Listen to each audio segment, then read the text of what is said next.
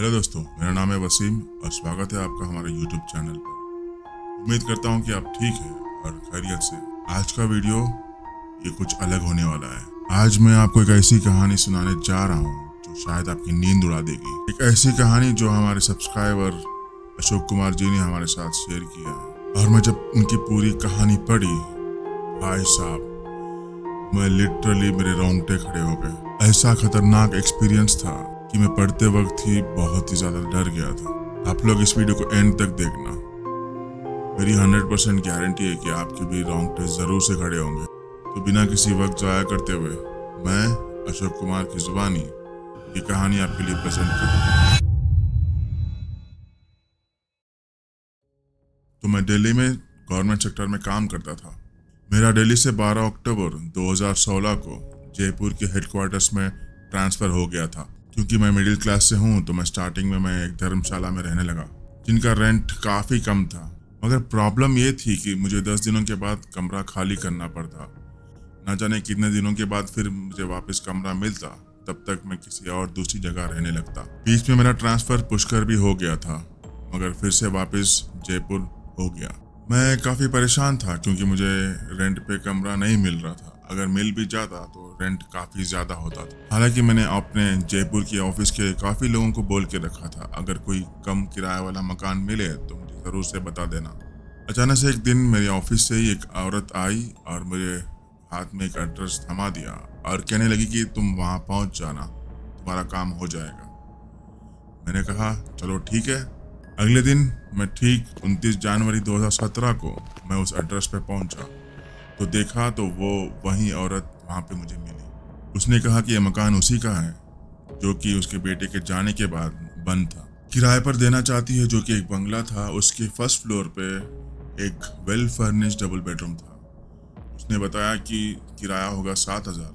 मैंने फौरन हाँ कर दी क्योंकि किराया भी कम था और मैं उसी दिन पूरा सामान लेके अकेला शिफ्ट हो गया। पर उनकी एक छोटी सी शर्त थी। उन्होंने कहा कि किसी को बताना नहीं कि मैं यहाँ उन्हीं के पास किराए पे रहता हूँ। मैंने कहा चलो ठीक है। एक्चुअली बात ये थी कि वो एक विडो थी जिनकी पति के डेथ के बाद उनको मेरे ही हेड ऑफिस में एक गवर्नमेंट जॉब लग गई थी। और वो औरत उसकी बड़ी बहन जो कि एक विडो थी और उनके साथ एक अलग पोर्शन पे रहती थी। मकान मालकिन की पुरानी जमीन का हिस्सा बंटवारा हुआ था। वो अकेली अपने हिस्से में रह रही थी। उसका एक बेटा था जो ऑस्ट्रेलिया में काम करता था। उस मकान मालकिन के पास अपने बेटे का सारा सामान था, जैसे कबोर्ड, सोफा, डाइनिंग टेबल वगैरह वगैरह सब चीज। लेकिन वो चाहती थी कि वो सामान सिर्फ एक ट्रस्टवर्दी इंसान को ही किराए पे दे। लेकिन किचन को पूरा स्टोर रूम में बदल दिया गया था। मैंने बाहर से ही खाना खाकर रूम पर पहुंचा और रात भी हो गई थी और मुझे पहले ही रात एक बड़ा सा ऑब रूम में दिखा। उस समय इन चीजों का पता नहीं था और मैं बेडरूम में गया और बेड पे सो गया। अचानक से बेड के नीचे से जोर जोर से आवाजें आने लगी। कोई उसको जबरदस्ती हिलाना चाह रहा। मैंने बेड से नीचे आकर देखा तो एकदम शांत था। तो मैंने इग्नोर किया और फिर बेड पे जाके सो गया। फिर थोड़ी देर बाद जैसे मुझे नींद लगी थी, बाथरूम का दरवाजा पे खटखटाने की आवाजें आई। यानी पहली रात ही मैं थके होने के बाद भी मैं सुकून से नींद नहीं ले पाया रूम पर। अगले दिन मैंने उस हाउस ओनर औरत से कहा कि दरवाजे खटखटाने की आवाजें आई, मगर उस औरत ने इग्नोर किया और कुछ जवाब नहीं दिया। मैं ऑफिस रोज जाता था पर रात में वही चीज होती थी। गर्मी का मौसम था। मैं एसी चालू करके सोने लगा तो बार बार एसी बंद हो जाती थी। दिन बीत गया और मुझे एक डेपुटेशन पे ट्रांसफर हो गया, जो मेरे किराए वाले घर से सिर्फ 4 किलोमीटर पर था, जो मेरे लिए ठीक ही था। मैं बाहर ही खाना खाता था। मैं 3 महीने से दिल्ली नहीं गया क्योंकि मेरा पूरा फोकस काम पर था, क्योंकि नई जगह, नई ऑफिस, नए काम। रात को ऐसा लगता था कि एक औरत बात कर रही है और उसके साथ एक छोटा बच्चा भी है। मैंने सोचा नीचे वाली हाउस ओनर बहन के घर कोई आया है और जो रात को बात कर रहा है, इसलिए मैंने ज्यादा ध्यान नहीं दिया। एक दिन मेरी वाइफ जयपुर आई थी मेरे दामाद और बेटी के साथ। वो कुछ खाने की चीजें लाई थी, जैसे कि ब्रेकफास्ट के लिए ओट्स, कॉर्नफ्लेक्स और कुछ ड्राई फ्रूट्स, जो उन्होंने एक अलमारी के अंदर रखा था। लेकिन मैं हर बार ऑफिस से कमरे में आता तो वो बॉक्सेस और कुछ चीजें इधर उधर बिखरी भी होती थी। रात को ऐसा अक्सर मुझे लगता था कि कोई और भी वहाँ है और मैं जब भी बेड पे लेटा होता तो मुझे लगता था कि बेड पर भी कोई है, लेकिन मैं कभी ज्यादा ध्यान नहीं दिया। देखते देखते फरवरी 2017 का महीना खत्म हुआ तो मैंने रेंट तो दे दिया, मगर बिजली की बिल काफी ज्यादा आई थी। फिर मैंने डिसाइड किया मैं बिजली बचाने के लिए मैं बाहर सोने शुरू कर दिया। एक रात मैं बाहर सो रहा था, ठीक 2 बजे अचानक से मेरी आंख खुली और मुझे वॉशरूम यूज करना था। मैं वॉशरूम जाने लगा और मैंने देखा जमीन पर किसी छोटे बच्चे के गीले पैरों के निशान थे जो कि वॉशरूम से बाहर की तरफ आ रहे थे। जब मैं वॉशरूम में गया तो वहाँ पूरा गीला था। हालांकि मैं घर में अकेला रहता हूँ, तब मुझे शक होने लगा, पर मैंने जैसे कहा कि मैं उस वक्त तक भूतों पर विश्वास नहीं करता था। एक वक्त ऐसा आया कि मैं 5 दिनों के लिए दिल्ली आया। मेरे कमरे की 3 चाबी थी, एक मेरे पास रहती थी, दूसरी मेरी मकान मालिक के पास और तीसरी उसकी बहन के पास। जब वापस दिल्ली से जयपुर आया, मैं रूम का दरवाजा खोला और देखने लगा कि मेरे सारे कपड़े नीचे गिरे हुए पड़े हुए थे, सारे डिब्बे नीचे गिरे मिले। मैंने सोचा कि शायद मेरी मकान मालकिन ने मेरे कमरे में आई होगी और सामान निकालना होगा। मैं उतना ध्यान नहीं दिया। कभी भी हर रोज रात को वही सब कुछ होता था जैसा कि मैंने पहले बताया। फिर एक बार अप्रैल में मैंने दिल्ली गया 1 हफ्ते के लिए। जब मैं जयपुर वापस आया और देखने लगा रूम में तो पूरा सामान बिखरा हुआ था। मैंने फौरी अपने मकान मालिक के पास गया और पूछा कि अपने रूम में आया और कुछ किया, तो उसने सीधा मना कर दिया। फिर उसकी बहन से पूछा और उन्होंने भी सीधा मना कर दिया। बस बात खत्म हो गई। एक बार मुझे चिकनगुनिया हो गया था, मेरी तबीयत काफी खराब हो गई थी, तो मेरा डीजी जिसका मैं पीए और असिस्टेंट था मुझे दिल्ली भेज दिया। जब मैं ठीक होकर वापस जयपुर आया तो वही सब कुछ हुआ।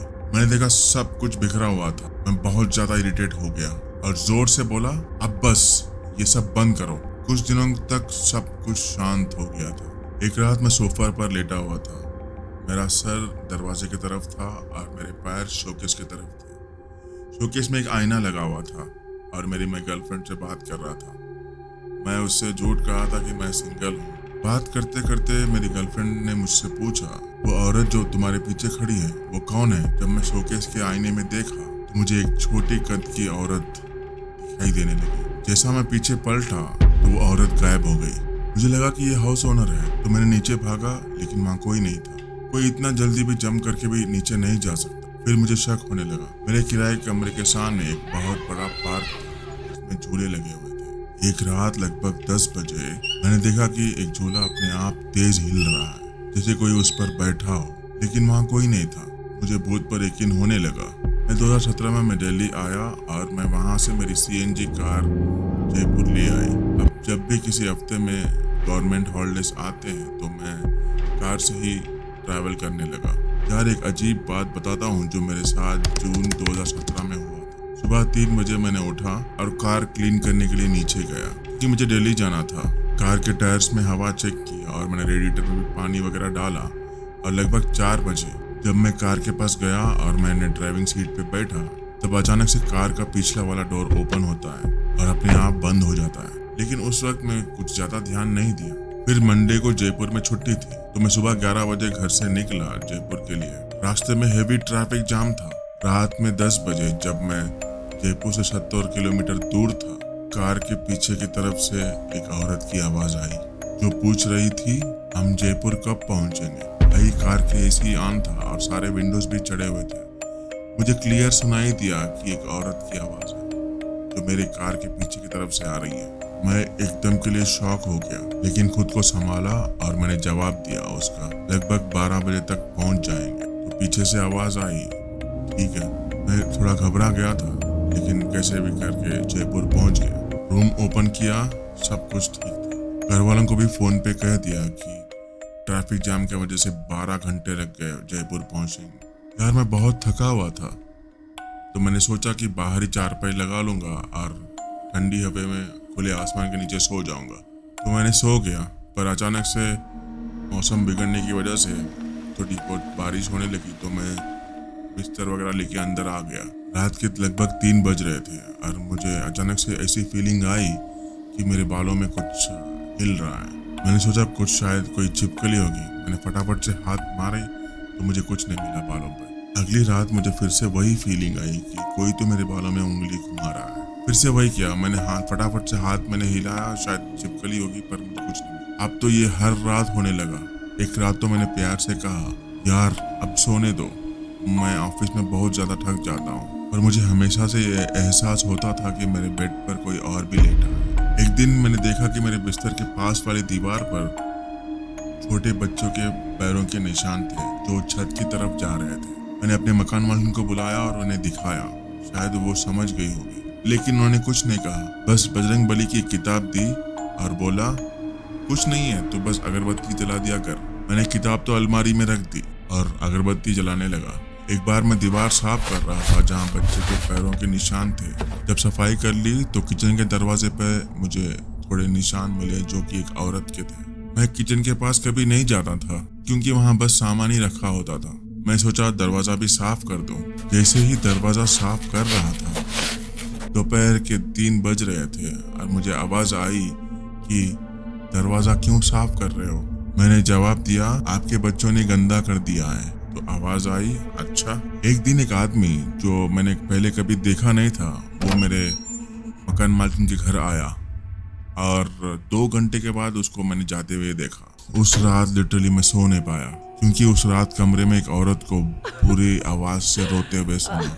मुझे समझ नहीं आया ये सब क्या था। एक दिन सुबह 4 बजे मैं अपनी कार साफ करके दिल्ली जाने के लिए तैयार हो रहा था। वही चीज फिर से हुई। कार का बैक डोर खुला और बंद हो गया। मैंने कहा, नहीं तुम यहीं रुको और घर का ख्याल रखना। दरवाजा फिर से एक बार खुला और बंद हो गया। मैं फिर वापस ऊपर आया, एक पेन और पेपर लिया और कहा, तुम कौन हो, अपना नाम लिखो और घर का ध्यान रखो। फिर मैंने दिल्ली चला गया। मैं वापस जयपुर आया तो देखा कि वो पेपर पर बड़ी गंदी हैंडराइटिंग में कुछ लिखा था। जब मैं पेपर उठा के पढ़ने लगा तो लिखा था कि मिसेस कुलश्रेष्ठ। मैं नीचे आया और मेरे पड़ोसी के घर गया जो कि रिटायर्ड प्रोफेसर थे राजस्थान यूनिवर्सिटी के। मैंने पूछा, ये मिसेस कुलश्रेष्ठ कौन है?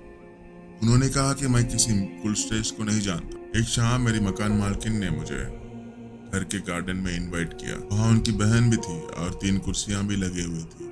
मैं गया तो उन्होंने कहा कि हम सब मिलकर हर रोज शाम की चाय साथ पिया करेंगे। कुछ दिन तो मैं नॉर्मल बातें की दोनों बहनों से। जब मैं थोड़ा ज्यादा फ्री हो गया उन दोनों बहनों के साथ, तो एक दिन मैंने पूछ लिया कि मिसेस कुलश्रेष्ठ कौन है। तो दोनों बहनों थोड़ा सीरियस हो गए। उन्होंने कहा कि क्या बात है। मैंने कहा, बस ऐसे ही पूछ रहा था। तब मेरी मकान मालिक एकदम चुप रही, लेकिन उसकी बहन बोली, उनका बंगला यहीं पार्क के पीछे है और उनका एक रोड एक्सीडेंट में डेथ हो गया था। मैंने कह तो दिया। फिर वो थोड़ी टेंशन में आ गई और पूछा, तुम क्यों पूछ रहे हो? मैंने कैजुअली बात घुमा दी। वो पोस्टमैन आया था तो वो पूछ रहा था। मैं एक बार एक फॉरेन पैरानॉर्मल इन्वेस्टिगेटर से यूट्यूब पर अपना पूरा वाकया शेयर किया और उसने मुझे एडवाइस दी कि घर पर रेड साल्ट छिड़क दो और दरवाजे पे फिटकरी रख दो। मैंने कुछ दिन तक कुछ नहीं किया। फिर मेरी वाइफ कुछ दिन के लिए जयपुर आई थी। मैं उससे कुछ नहीं बताया था। वो भी मेरे साथ रहने लगी, लेकिन उसे एसी में सोने की आदत थी तो वो रूम में ही सोती थी। एक दिन अचानक से पावर चला गया तो उसने बाहर जाकर सो गई और मैं रूम में ही सो रहा था। ठीक रात 2 बजे मेरी पत्नी जो कि बाहर सो रही थी, कोई तो उसका हाथ पकड़ा और उठा दिया। उसने सोचा कि वो मैं हूँ, मगर जब उसने मुझे देखा कि मैं कमरे में ही हूँ, वो चुपचाप अंदर आ गई। अगली सुबह मेरी वाइफ ने मुझसे बोला कि कोई तो उसका हाथ पकड़ के उठा दिया। मैं ये सब सुन के चुपचाप रहा। फिर जब उसने जोर दिया तो मैं सब कुछ उसको बताने लगा। तो मैंने कहा कि मैं एक भूत के साथ रहता हूँ जो तुझे यहाँ से भगाना चाहती है। अगली रात वो रूम में ही सो गए और मैं खुले आसमान के नीचे बाहर सो गया। अगले दिन मेरी बीवी मुझसे बता रही थी कि कोई औरत की आवाज उसने सुनी, जैसे कोई पूछ रही है, तू कौन है? उस दिन मेरी बीवी सीधा दिल्ली चले गई। ये सब चलता रहा और मेरी तबीयत खराब होने लगी। मैं दिन ब दिन दुबला होते जा रहा था। एक दिन मेरी मकान मालकिन ने मुझसे कहा कि हनुमान जयंती के दिन उसके साथ मंदिर चलना, जो कि मिसेस कुलश्रेष्ठ के घर के पास है। उस दिन मेरी मकान मालकिन ने वहाँ पूजा का इंतजाम किया था। पूजा खत्म हो गई और हम दोनों वापस घर आ गए।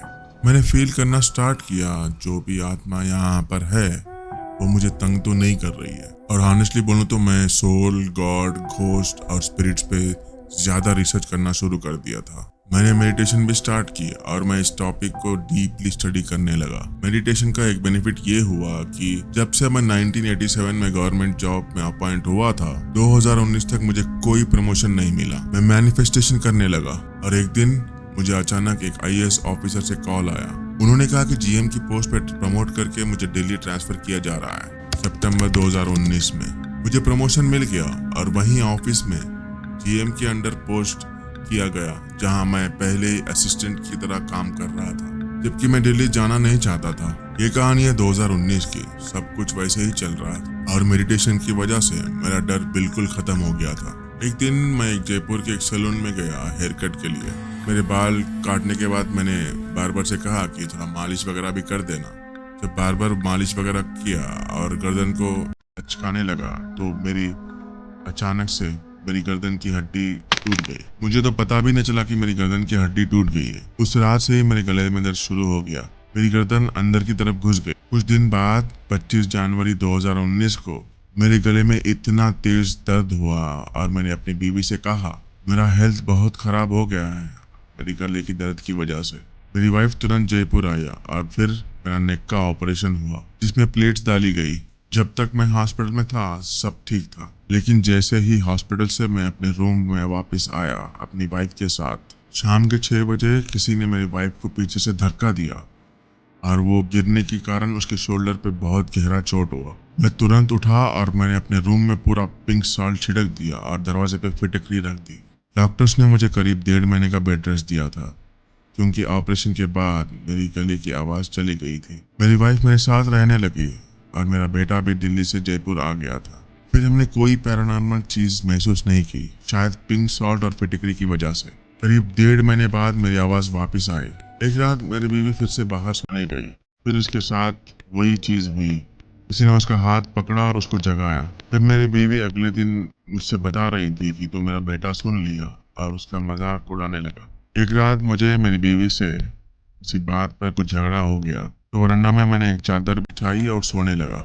मैंने देखा कि जहाँ कुर्सी रखी थी वहाँ पे कोई बैठा था, जिसे मैंने मेरी बीवी समझा और मैंने उससे कुछ बात नहीं की, क्योंकि मैं उससे गुस्से में था, इसलिए मैंने कुछ नहीं कहा। फिर मैंने देखा कि मेरी बीवी तो सीढ़ियों के दीवार के पास खड़ी है, तो मैंने समझा कि वो मेरी बीवी नहीं है।